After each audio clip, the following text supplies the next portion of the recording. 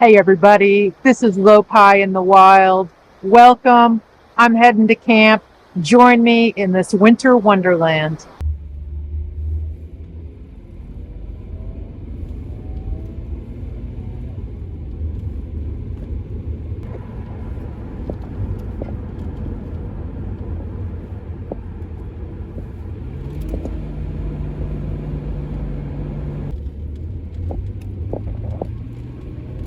Continue on Jockey Hollow Road for 1.5 miles.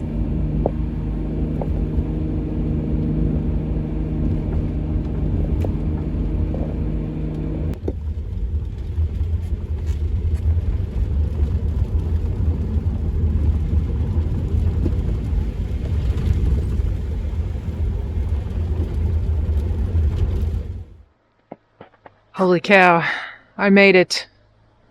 It's such an adventure to get to these places, but boy, look at this view.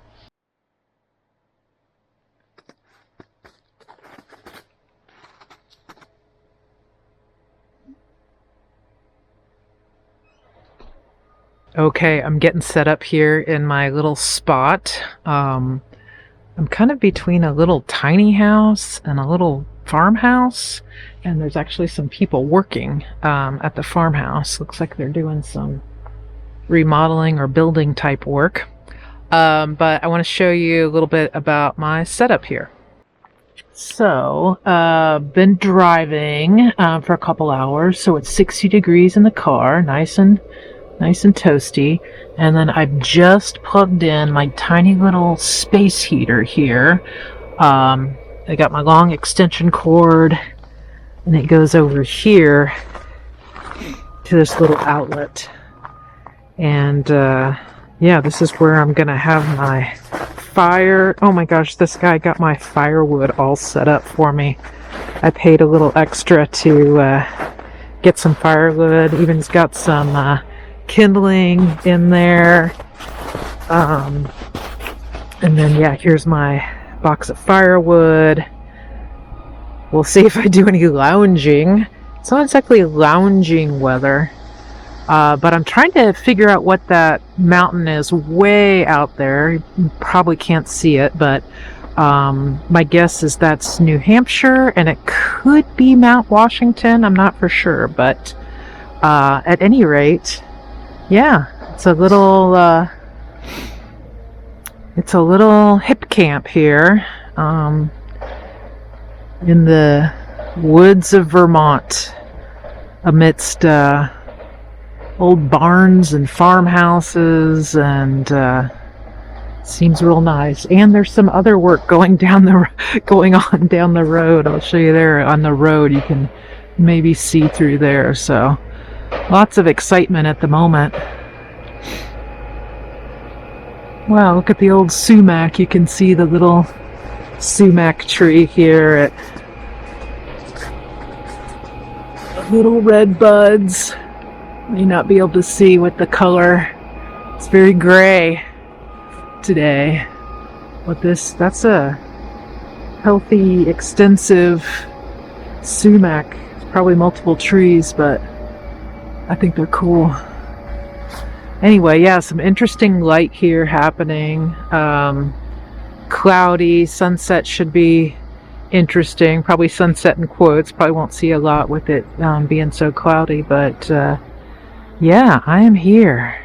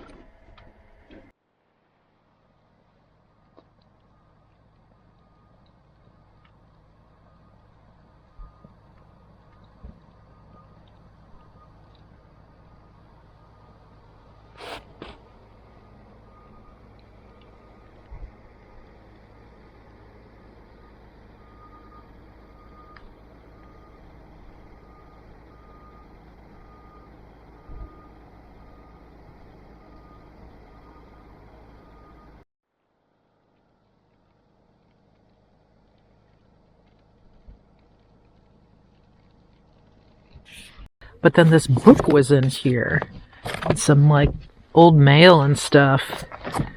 And yeah, it's funny. I started reading it, and it looks like somebody's self-published book. And yeah, Paul McNamara, October 7th, 1998. I wish to share with the reader a few years of my life, mostly around the time when it was immortal. To be more specific, it will encompass the years from 1928 to 1932. I will be as objective as I can, but as it is, I am human, and it is no secret that this is impossible. Wow. Well, I read a couple of other pages, and I don't think it's really all that readable.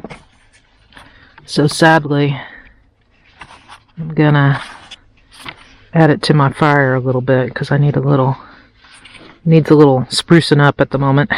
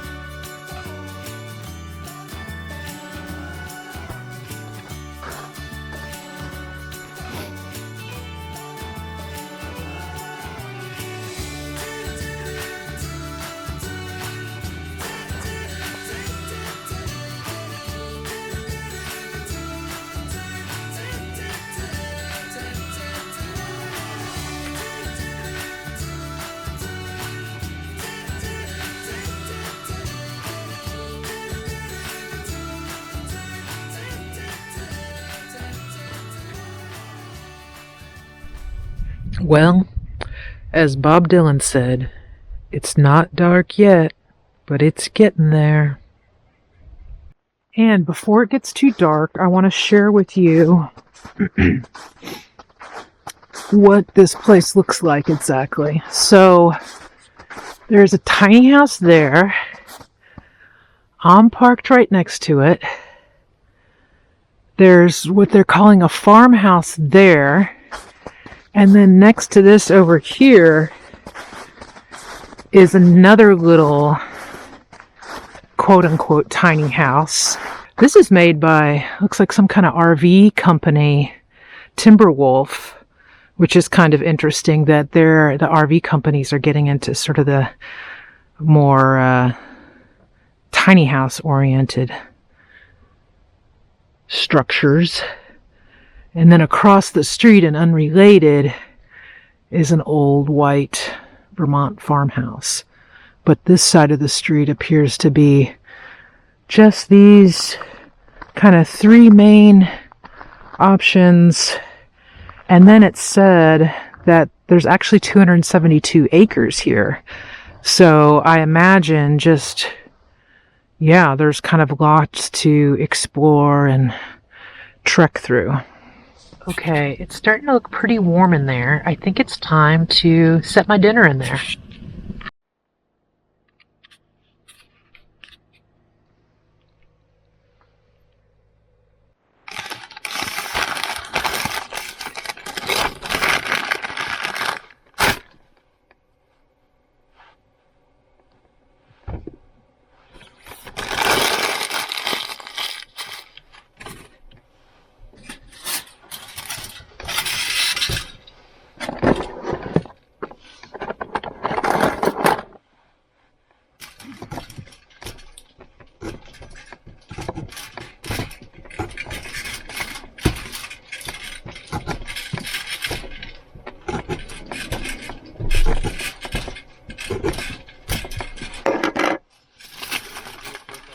Yeah, it is. I appreciate all that wood that's there. Yeah, that was very nice. Lots of construction wood in there. Okay, we're going in. Woo!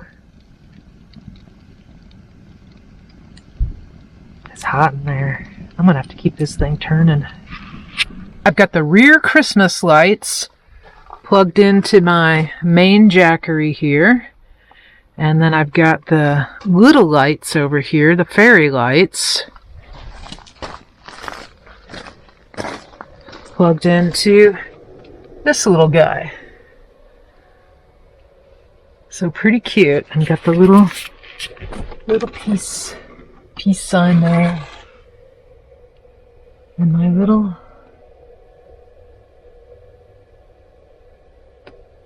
stocking. Get this light on. Get some good vibes here. Oh yeah. So, if you missed the last episode where I decorated for Christmas, you better check it out. But we're getting the cozy vibes going here. I'm going to close this thing up, keep it warm. Okay, so as you gathered, I'm doing this baked potato tonight, and I bought some unusual bacon. I hope it's not too unusual. Let me show you. Okay, my bacon, as in mycelium, as in farm-grown meatless mycelium, as in mushroom bacon. So, yeah, here's the ingredients. If you can see that. Organic mushrooms, organic mushroom mycelium, organic coconut oil, organic sugar, natural flavor, and salt. Irresistible, classic bacony experience. Hello, mouthwatering flavor. Hello, mouthwatering flavor. At My Forest Foods, we believe in mycelium and a satisfying solution to feed our planet one delicious bite at a time. Okay, and you know that the mycelium is the part underneath the mushrooms. The network of connection and growth and life. Medium heat. Crispy equals done. Here we go.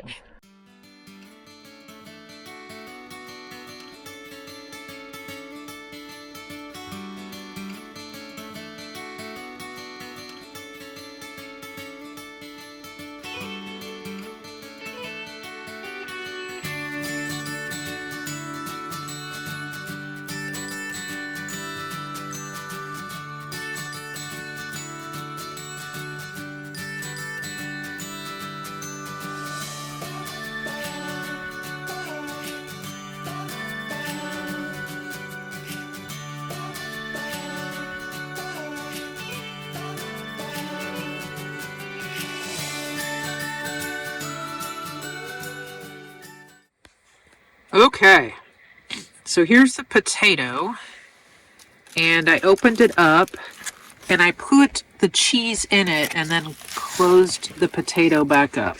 So we got the cheese going. I cooked a little broccoli in the pan that I cooked the bacon in. The majority of the bacon burnt, like bad burnt, like real bad burnt, but I salvaged a little. So let me put this thing together.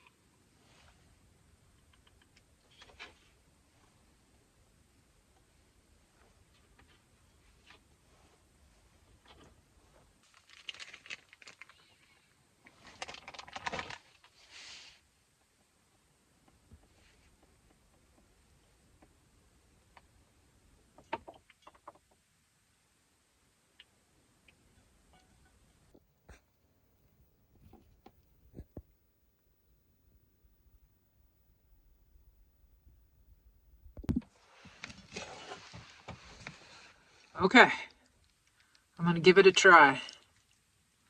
I think the cheese that's all melted in there is a good call.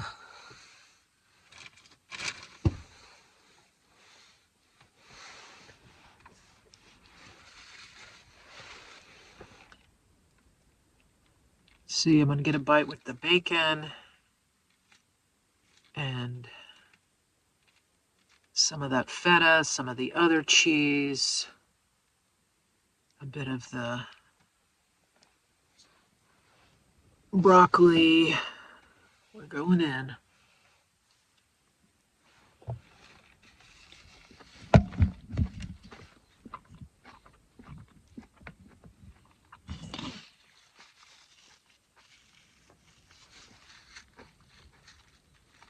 Pretty good. Oh, the green onions. Good call. Very good call. For sure.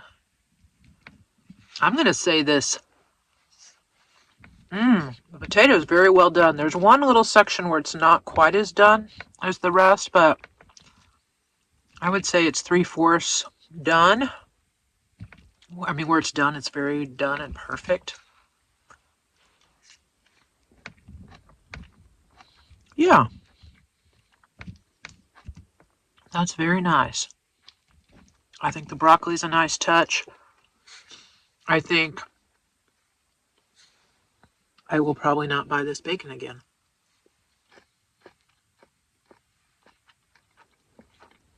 I don't even know what I'm eating. It's a little odd.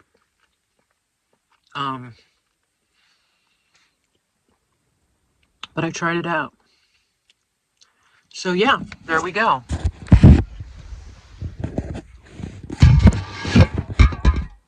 I'm gonna pull my table up here. Oh yeah. Sometimes I forget I have all these different tables here. I can eat at a table like a real person. Well, the guy, the tenant, that I don't know if he's a tenant or if he owns this place or what, but there's a guy that obviously, I don't know if maybe he uses this place as a studio or he lives there or something, but he's gone. Construction people are all gone, so it's very quiet. I'm out here all alone. I tried to get a few shots of the sunset going down, and ooh, that was real nice. Yeah, it was real pretty. And yeah, it's fun to cook over a fire on a cold solstice. Happy solstice. I'm supposed to burn stuff on the solstice, so that's what I'm doing. And yeah, the fire's out, so they're getting there. So that's all safe and sound. And the yogurt's a good call. I'm gonna try. I've got a little sriracha. I'm gonna try that. Let's see. I'll try it. Maybe right there. See what we get. This may not be a sriracha kind of meal.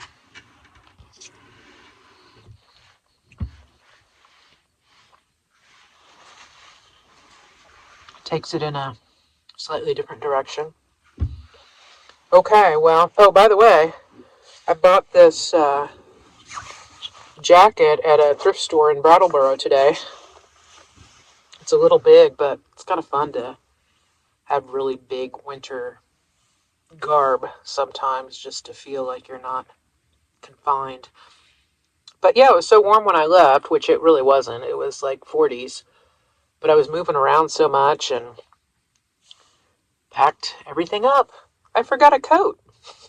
I mean, I have enough sweater layers and fleece layers, and I realized I had forgotten the coat not too far from home, and I was like, you know what? I'm just gonna go for it, see what happens. And I happened to run into a Goodwill, and I was like, I'll go in and see what's in there. So anyway, got this cool new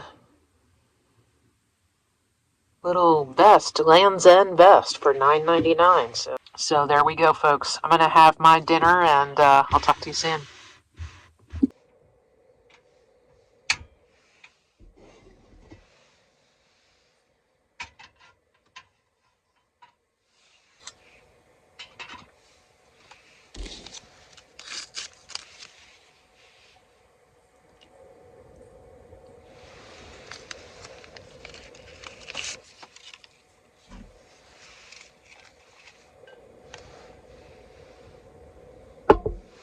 The stove's putting off a little heat. I better open the window. I forgot again. Whoops.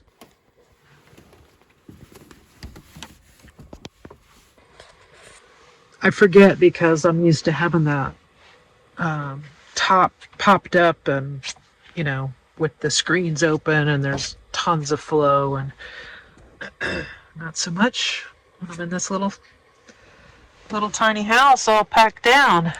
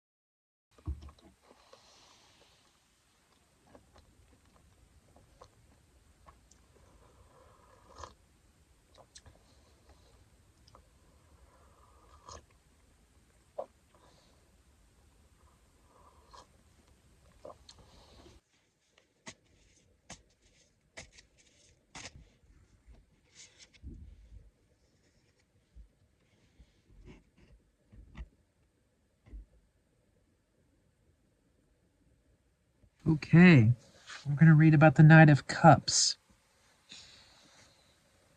Cups is the heart.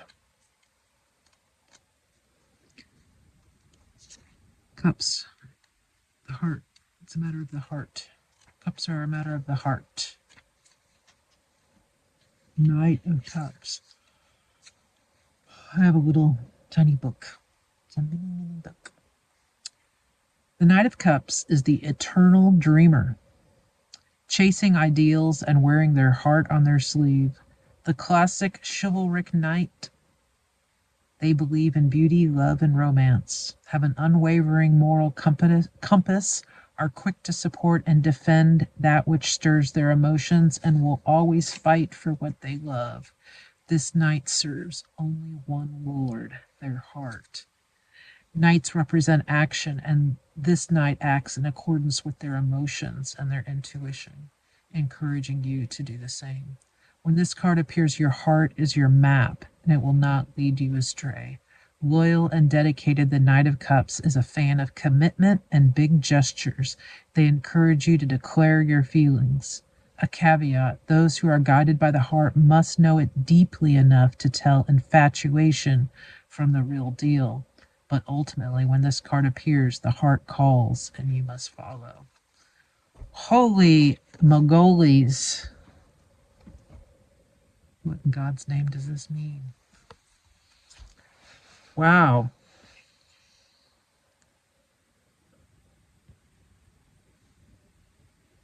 Okay. Gonna listen to my heart.